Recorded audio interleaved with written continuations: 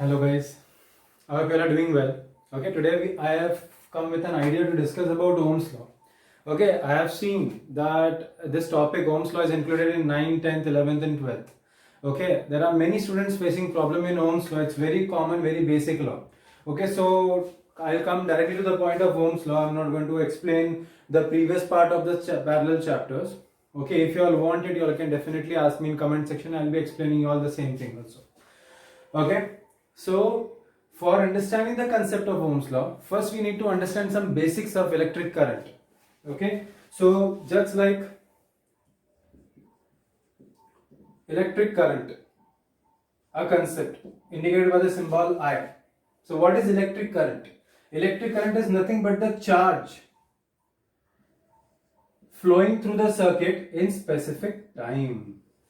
Okay, so it means I can say I is equal to, for charge it's Q upon T. This is what is electric current. Okay, it's nothing but the flow of charge in the circuit in specific amount of time. Now if I talk about electric current, it is having the unit ampere in the respect or in the honor of the person or the scientist who discovered it, ampere.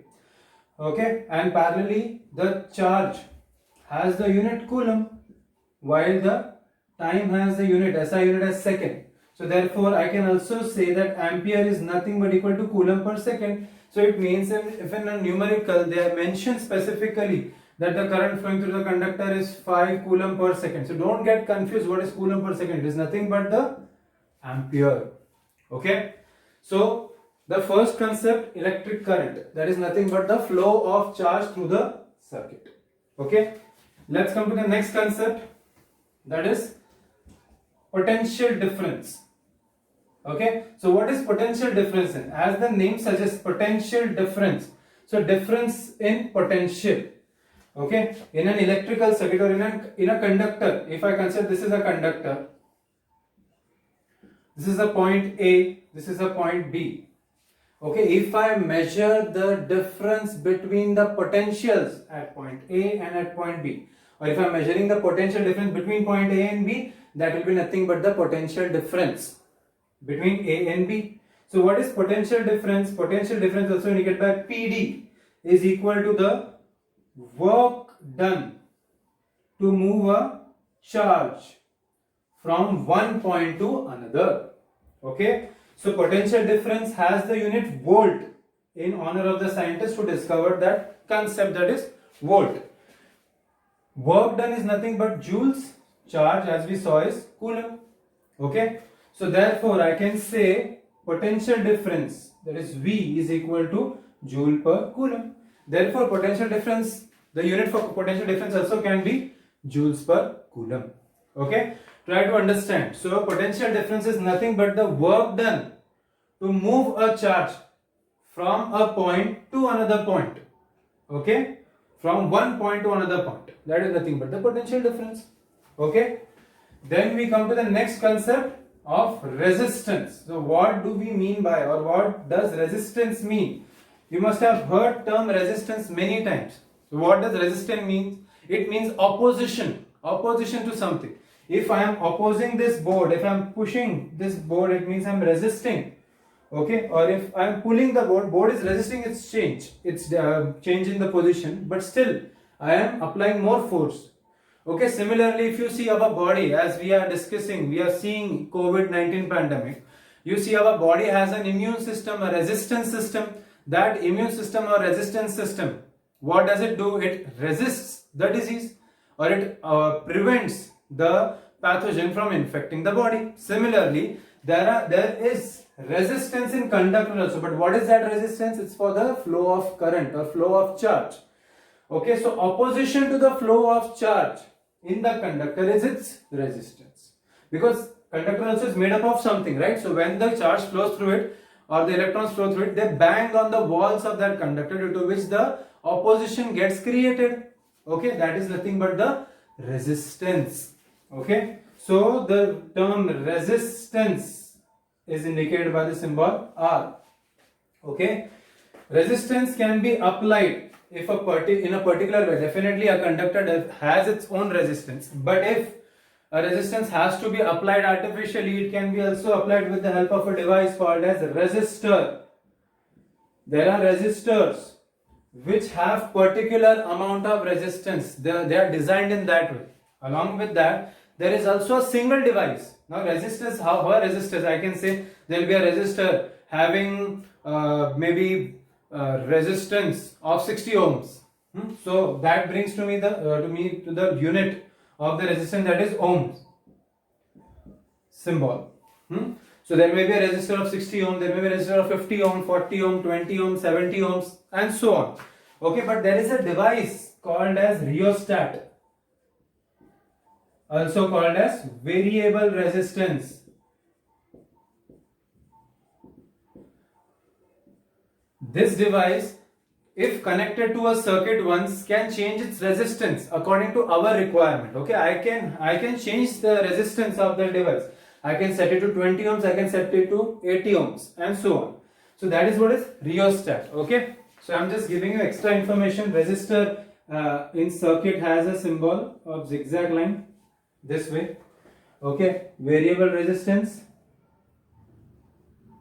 there's a zigzag line having an arrow in this way, or zigzag line with a cross arrow in it. So zigzag line actually means opposition to the flow of charge. Okay, so this is what is resistance. So now remember one thing, resistance always remains constant. Okay, resistance for a material will always remain constant at a particular temperature. Okay. So this is a conductor. Why I didn't erase this, I wanted to tell you all that this is a conductor and it will oppose the flow of charge, that is oppose the current, that is nothing but the resistance. So based on this, there were scientists who were thinking that there must be some relationship between the potential difference as well as the current. So one of the scientists, George Simon Ohm, he performed an experiment. The experiment was performed in such a way that he went on increasing the voltage flowing through the circuit, okay, and he saw the current. Okay, so let's consider an experiment. What can be just a general experiment, not saying that this experiment was exactly performed by him, the same values were exactly given by him. No, just let's see. So voltages, potential difference, and the current flowing. Okay, so initially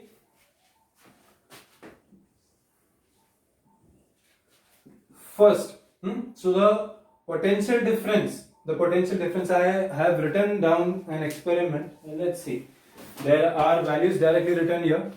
I can use that values because I was for this lecture itself I was just preparing something, so I just wrote down the experiment.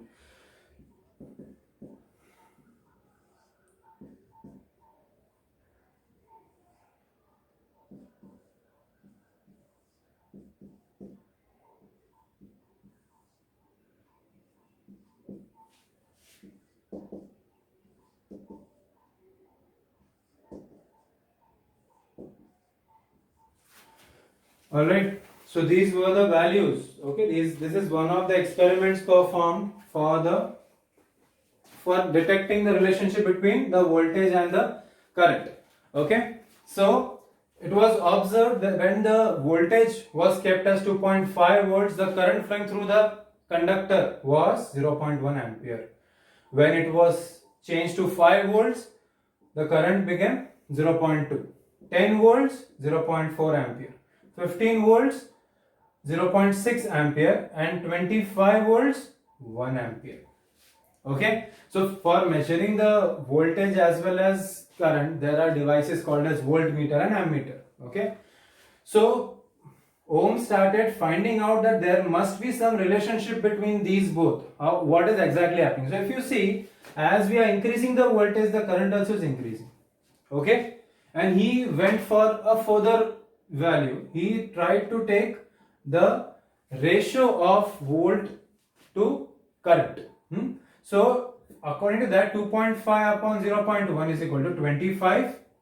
Okay, 5, 0.2, again 25, as it becomes 50 upon 2, then 10 upon 0.4, that is again 25. So 15 upon 0.6 is equal to 25 again, and 25 upon 1 is equal to 25. So what he observed, that for a specific conductor, he didn't change the conductor in this experiment, okay? The conductor was kept constant. So for a particular conductor, when the voltage was increased, even the current was increasing and their ratio came constant. And on finding out this ratio, on finding out the value, it was nothing but the resistance of the particular conductor used. Okay? So therefore, on basis of this experiment, the value or the law was designed called as Ohm's law, as it was given by George Simonov. The law suggested that the potential difference of a conductor is directly proportional to the current flowing through that conductor or through that circuit. So it means I can say that the potential difference of a conductor attached to a circuit is directly proportional to the current flowing through that conductor at given temperature. Okay, so V directly proportional to I. So now you all know this, that if I want to convert this proportionality sign into equal to, so I need to put a multiplier constant on the right hand side. So I can say V is equal to constant into I. Therefore, V upon I is equal to constant. And that is what was done here. See, V upon I, constant value. What was that value obtained? Resistance. Therefore, instead of writing constant, the term resistance was introduced, R. Therefore, I can say R is equal to V upon I. So, resistance is equal to voltage upon current, or the potential difference between 2 points upon the current flowing through that conductor. Okay. So, this is what is Ohm's law. I have NCERT here. I can read out the sentence from NCERT for y'all, which will be again easy for y'all. NCERT, as it's the book followed by maximum students, and even state people also can follow it for better concepts. See, the potential difference V across the ends of the given metallic wire, that is nothing but the conductor, in an electrical circuit is directly proportional to the current flowing through it, provided its temperature remains the same. See? Okay? So therefore, according to that, we can say that Ohm's law is proved here. R is equal to V upon I. So you can write this in multiple forms. R is equal to V upon I, or you can also mention it as V is equal to IR. This is for potential difference, the formula for potential difference, or I can also say I is equal to V by R. So see, three formulas designed here. 1, 2, 3. Okay, these are the three formulas. V is equal to IR, R is equal to V upon I, or I is equal to V upon R. Okay, so see, it proves the Ohm's law was based on this experiment. Remember one thing always, guys, the experiments give laws or theories. We cannot design an experiment on basis of law. Law comes after experiment. Remember this order. Many a times it is taught to us in a wrong manner. First the law is taught and then the experiment is explained. ऐसा नहीं होता है. What happens is initially experiment is being performed, and after experiment, whatever results are given out, according to that the laws are designed. Okay. So according to this, what we come to know about resistance? Resistance is equal to V upon I. It means I know resistance is ohms. See, it's given in the honor of the scientist Ohm, who discovered it, is equal to potential difference, that is volt upon ampere. So it means for the unit for resistance could be V upon A also. So if in a numerical, if they give you all that the resistance of the conductor or the resistor is 20 volts per ampere, so don't get confused. It's nothing but ohms. Okay. So I hope you all understood the concept of Ohm's law. Okay, I will explain further videos. I'll be explaining in detail about the other concepts also of electric current, and we may also solve some numericals. Okay, for today we'll stop. Thank you guys.